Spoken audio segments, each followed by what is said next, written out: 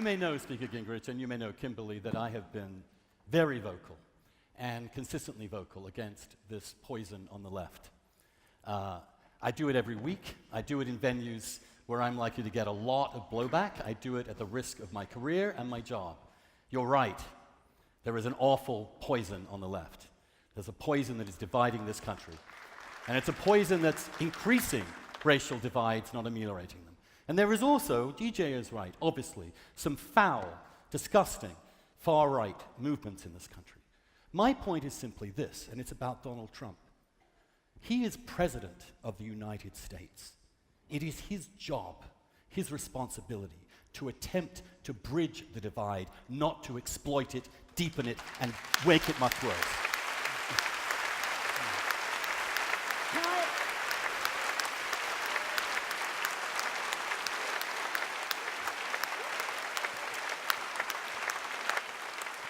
I think that if you're familiar with my work, then you also know that I have spent years now writing about the scary abuse of government power and the attempt of people to silence their political opponents using not just tactics like Speaker Gingrich was talking about, but far more scary ones. So I know something about abuse of government power and words like autocrats and tyranny. Let me give you an example of something that did happen in the United States just a few years ago. In Wisconsin, a liberal district attorney was mad at conservative groups that had supported a Republican governor.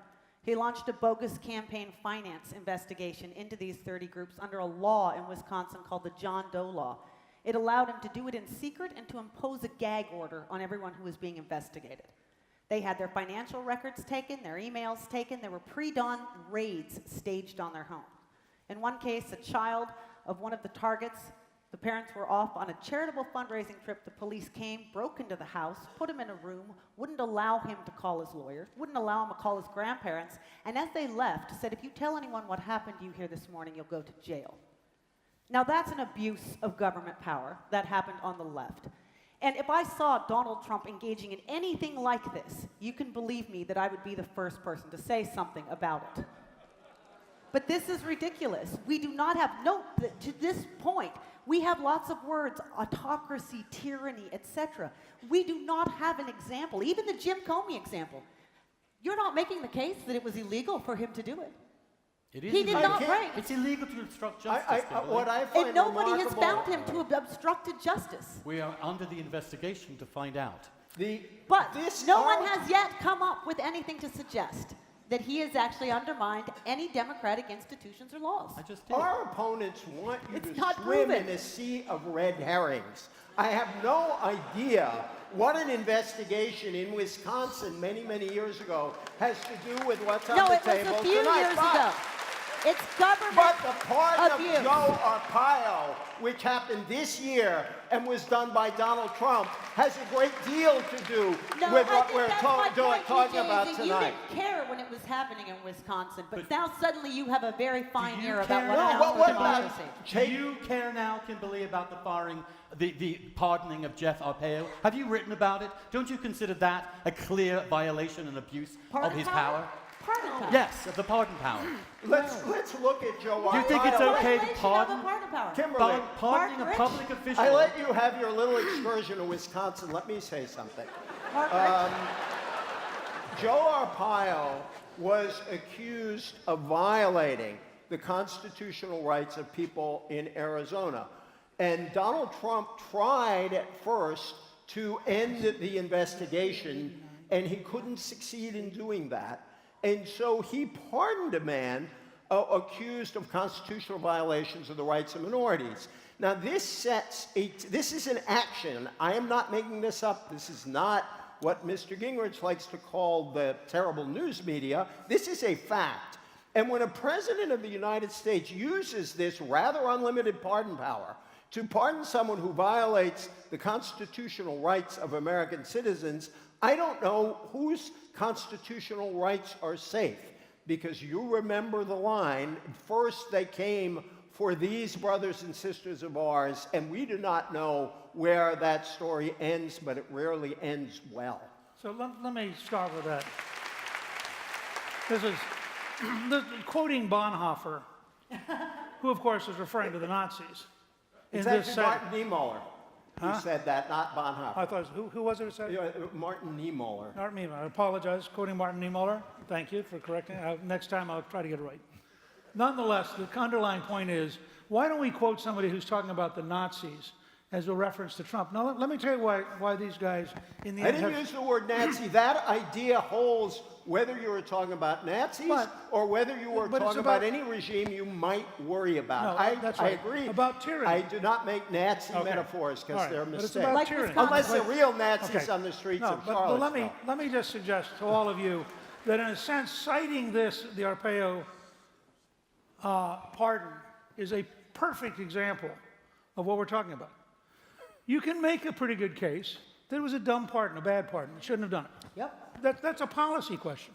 Thank you. Yes. But Policy. you had an 89-year-old man who had spent his entire lifetime in law enforcement, who had been reelected over and over by massive majorities. Okay, I understand the absence of compassion for people you don't agree with. I'm assuming those are mostly liberals who are groaning. But just think about it from this standpoint. I'm not arguing for it. I'm trying to make a deeper point. So Trump decides that an 89-year-old former lawman probably shouldn't go to jail. Now, some of you would say, no, by God, what a great chance to show the police nobody's above the law. Let's punish this 89-year-old who's clearly such a danger. All right? That's not the argument we're having tonight. That's a policy argument. You can say it's a really stupid thing to do. There is zero question as a matter of the United States Constitution that the President of the United States can pardon anyone at any time. Zero question. And that's So- why I am so afraid that he will abuse this power. What he Okay, did in but that's Arpaio's great. case, But wait, he could do but- in other cases. But he may abuse the power, but he won't have broken the power. He won't be an autocrat. He will be doing precisely what the Founding Fathers wrote into the Constitution to enable the president to do what they thought he should have to do. This was not a bunch of stupid people. Did the Founding Fathers believe the president who if this turns out to be the case, it's a possibility, finds that people in his campaign broke the law in colluding with Russia in trying to distort the results of the election, and the president decides to pardon them?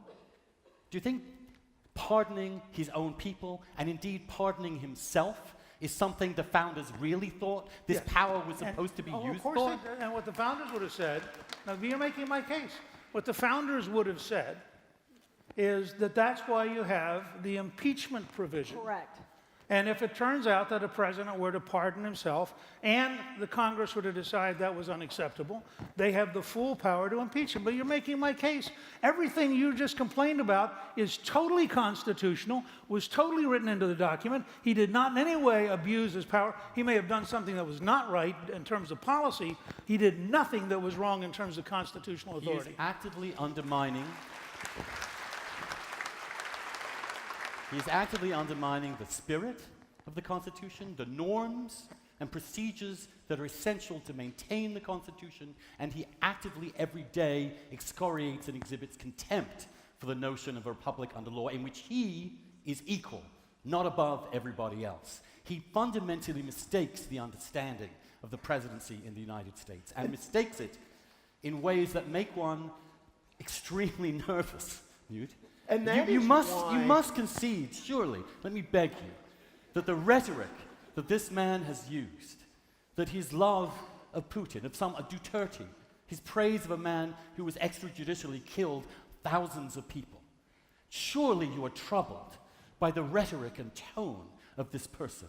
Surely you're troubled by a president who tells law enforcement officers to abuse suspects. Surely there are some lines you don't want a president to cross. Of Let's course, have Kim answer. surely there are some things I wish he wouldn't say every single day. Right. Well, then why do you not say that every Well, single you day? do it on that Let side her of this finish. debate. EJ, come on. And we just do. give her And the if you floor read the for a sec. editorial page, we do on nearly a daily basis point out some of the things he does which we think make him a real poo-poo head. Okay? But what you're making it sound as though is that the random things that go through Trump's brain become law or become action. They do not.